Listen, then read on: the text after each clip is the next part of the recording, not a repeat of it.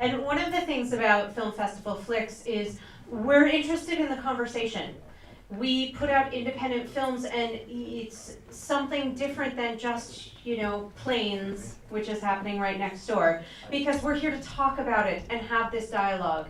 So what I'd like to do right now is we've got these fantastic experts. I'd love to open it up to you guys to see if you have any questions, whether it be about personal engagement with sustainability or business engagement or what's happening policy-wise. I think everybody on the panel is involved in policy in some way, shape, or form. So is there any questions that are brimming off the top from things you've heard or things you saw? Yes, ma'am. I'm sorry, it's just a practical question about Clean Fund. So are these bonds available for purchase by individual investors? I'm sorry, I didn't hear the whole. Are the bonds for Clean Fund available for purchase by individual investors? What we do is, the way that the capital markets work is that we bundle these products and then sell them into the market. There are a number of wealth management companies that will purchase lots of the bonds themselves in lots of $25 to $50 million, private label them or white label them, and then sell them off to their constituent base. But there is no existing market today to sell pieces of the bond, so to speak. But the way the capital markets work in this particular instance is that you have to package them and do what's called securitization. Okay, thank you. You're welcome. And a question that I have brimming, but I'll get to yours later. A question that I have is in terms of policy, I know that all three of you have been working with it. How much is it driven by us, the voters, and how much of it happens on the panels that you guys are doing? Like, basically, how much is our vote counting? Well, Here, I'll pass this over so you guys have the full mics to Well, I think it's both. I think it takes community involvement and voters talking to their constituent or to their representatives about what they want in that regard and educating themselves. And then I've sat on a few committees. I sat on the mayor's committee, who's like a green think tank.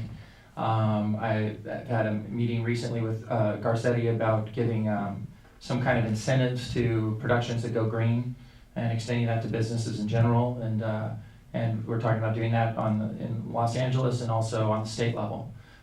So I think that some of these things get birthed in really committed committees and focused committees, and then these ballots come up or these propositions come up, and it's up to the voters to really educate themselves on what the real story is on those. And you kind of have to dig deep and do your homework because there's a lot of spin from various sides on any proposition. So there are a number of organizations that we associate ourselves with that will evangelize the product itself and the financing methods themselves. And it's a matter of getting at the state level and getting at the community level. This last week I was back in New York City and was up in the governor's office in Manhattan. They got stuck in their elevator too, but that's another story. And I talked with their director of sustainability and how do we get this kind of product and how do we convince building owners to use this kind of financing to improve their buildings themselves. Again, they're not putting capital in. We're putting the capital in. So it's a freebie, if you will. But it's a very complex product and it takes education over time. And we believe in that. I'm one of the early investors in the company and I'm a director of the company. So I drank the Kool-Aid. There's no question that both public voting and governmental policy, good governmental policy, is crucial to any type of change, and especially a change of this magnitude. And if you just look back at AB 32, which is the Arnold Schwarzenegger's global initiative that he brought to California to really reduce our greenhouse gas, and that came under fire at a time when we were experiencing the worst recession that we have seen in our generation. And it was very cleverly crafted by the oil industry, certain select members of the oil industry. And what it said was that, hey, we all agree that there's a problem, and we all agree that we really should take a look at it, but let's look at it when the economy's better. Now, on the face of that, that's really not a bad argument, but they crafted the proposition and put the criteria in that California had only met that criteria one time in 40 years. So you are asking an electorate to really understand what they're voting, and it overwhelmingly was shut down. 60% of Californians, at a time when our unemployment was absolutely through the roof, said, no, we need to stay on this path because climate change is a problem and it is a long-term solution, and we can't turn our back on that. First vote ever from a public group to say we're willing to pay the price. Good public policy is an absolute must, but without the citizens behind it, it'll be short-lived. Any other questions? Yes, sir. Yes, this film particularly, and kind of raised an issue that I think I've thought about before, which is in films like this and other environmental docs like Food Inc., I can recall having a section about these great products, that we should, buy in order to, get the change going. And I was wondering, especially when, I can't remember your name from Good Planet. Michael, Yeah. when you said that you put together, almost like you put together a kind of a grading system of sorts to decide whether you're going to represent a company. Is there any kind of resource that's readily available for people like the Joe Blow on the street to be able to know what products he or she should be buying or focusing on? Yes, there are. Sorry. There's a lot of apps out now. There's one that comes to mind called Boycott. That, for example, and you can put the product in, and it gives you kind of a breakdown of its sustainability and ethical qualities. How it is. So there are, and there's going to be more and more of those. With these little computers in our pockets, we can just type stuff in. You can even Google things and find out if there's any bad press on something. It takes maybe a few seconds longer, but things like this Boycott app and other apps that are out there make that job a lot easier. The best thing to do is actually buy less stuff. And we are such a consumer-driven society. We think like, ooh, they make TVs that big now, or they're smart now. Well, then the next thing, 6 months later, those are obsolete, and people want to buy the next thing. We got to break that cycle, and demand from our manufacturers that they don't they make things so that you don't have to replace the whole deal, like computers where you might only have to replace the motherboard, or so right now you have to throw the whole thing away. But to answer your question, when you feel like you have to buy something, you can use some of those tools. Does that answer your question? Yeah, I'm wondering, it seems like you guys probably are generating a lot of resource on your own. Have you, or would you consider actually making that? Yeah, we're working on something like that. You're making your research sustainable. So Right. Well, I'll give you a little peek into something that we are working on that we're going to make, available for people to look at. We're going to start as we build our client base. Good Planet's relatively new; it's about 3 years old. But as we build our client base, and we're also do a lot of pro bono work and for a lot of nonprofits, placing their messages into films and TV shows too. And so we're going to be building a platform where we're going to connect nonprofits that we've also vetted, because not all nonprofits are as effective as or as honest as some others. We're going to put good nonprofits together with good companies.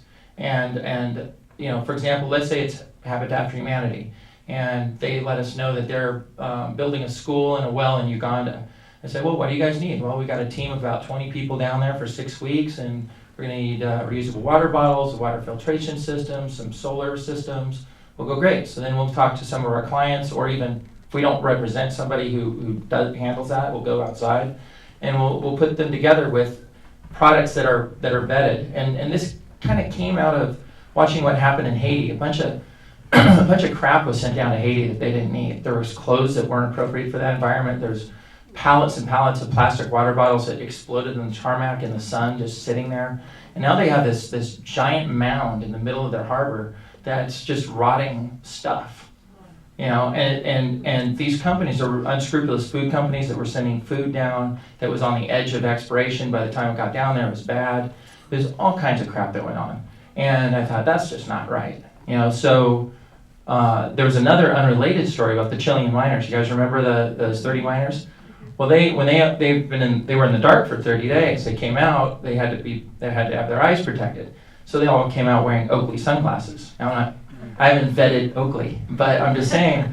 I thought, wow, you know, they got $18 million worth of free press just by giving. And so I thought, if I can give that to the good companies like the Patagonias of the world and connect them and do some media around that giving, everybody wins. You know, the nonprofits get the good products. The good companies get the good press, and then the bad companies can step up and get better. Great. Yeah, I see a question right in the center. That's you. Okay, a couple things. One, there's a website called The Good Guide, which rates a ton of products. Awesome. And, yeah. They have an app too. Is it the Good Guide or Good Guy? Good Guide. Okay, Guide. the Good Guide for those who couldn't hear. Yeah, and also there's a lot of third-party certifications that are good to vet products. But the other thing is great film. Ray Anderson's a personal hero of mine. The question I had is, do you find that it's effective to have a green product but not market it green? Because I've seen a lot of that happening lately, and I'm kind of on the fence about it. I want to find out what you guys thought. So the question on the floor is, do you think it's good to have a green product but not market it as such? So just market it as a normal product, but yet it's green.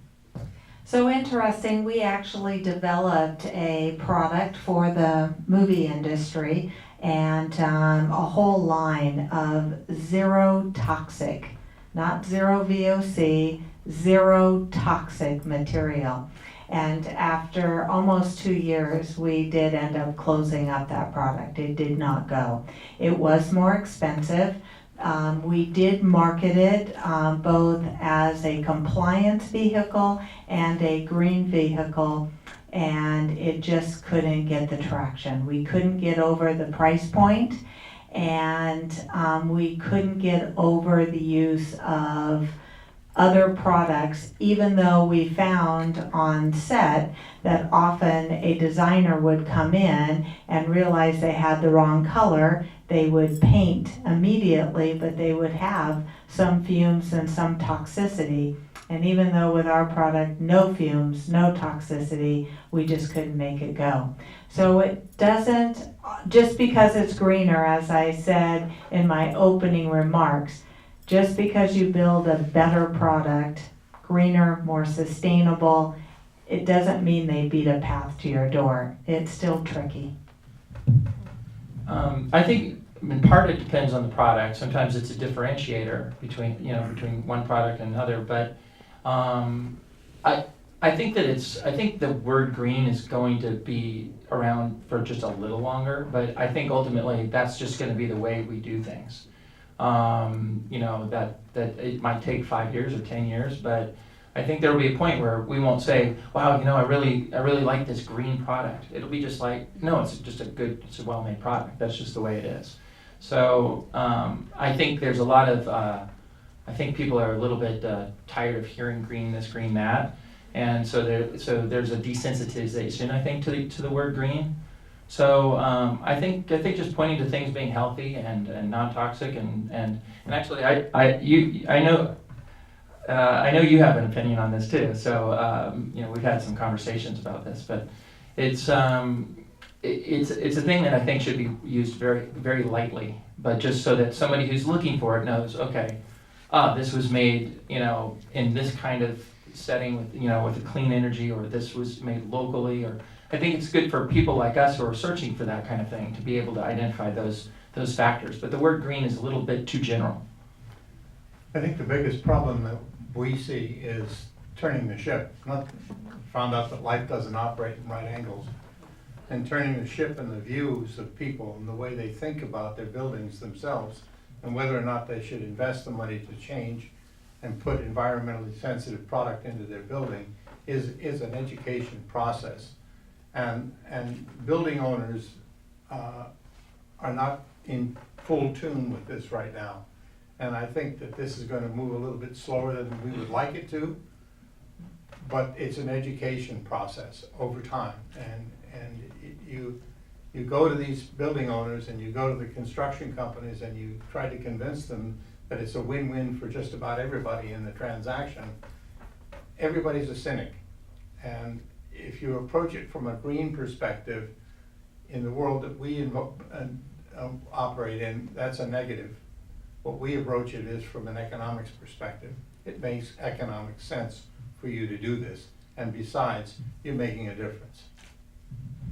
And I think that in many ways, what it comes down to is us investing in our future. And that's quality in every light, whether it be sustainability through green products, whether it be sustainability in our culture by investing in the arts, whether it's sustainability in education by investing in our younger generations, you name it. It's about investment from all of us. And one of the things I want to say is thank you guys so much for being here with us tonight. It was an absolute pleasure having you. Please give them a round of applause. And I also want to thank you, because we would not exist if it weren't for you being here. And we at Film Festival Flix are dedicated to bringing you independent films from around the world directly here to your space. Every month on the second Wednesday, we're here with great new films, and it's about the conversation. And independent film is about that connection and investing in our art. So if you love what we're about, if you enjoyed the experience this evening, if you have just interesting thoughts about it, tweet about it, Facebook about it, go ahead and tweet us, Facebook us. We'd love to have the conversation continue. And in the meantime, if you want to recommend this film to anyone who wasn't able to be here tonight, you can find it on our website. It's downloadable, streamable, purchasable at filmfestivalflix.com. So now we'd like to invite you all to join us over at Trader Vic's, which is if you go straight outside the movie theater and turn right, it'll be just across the way past the Marriott on the right-hand side. And we're gonna all have a little nosh and a little cocktail. All right, thank you so much for joining us. So right, so smart. Take care.